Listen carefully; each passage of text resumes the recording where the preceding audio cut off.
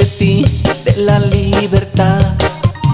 Si las clases te aburren, ¿hacia dónde vas? Háblame de ti, de la soledad. Si has hablado con ella o te cae muy mal, háblame de ti, háblame de ti. Y cuéntame si tú has podido ver al silencio llorando cada atardecer. Háblame de ti, quiero conocer. Si comprendes que el amor es todo, si me acompañas cuando yo estoy solo, si me sonríes cuando vengo a verte, si comprendes que eres tú mi gente.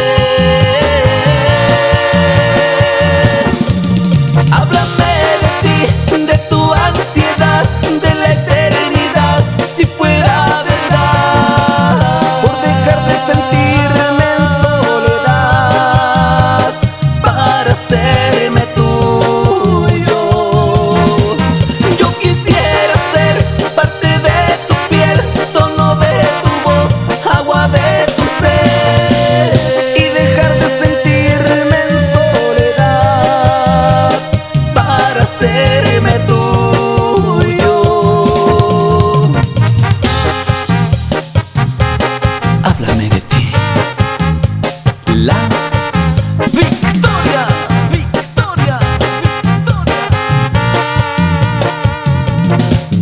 Háblame de ti, te hablaré de mí. Romperemos el miedo que nos da el amor. Háblame de ti, quiero conocer. Sí,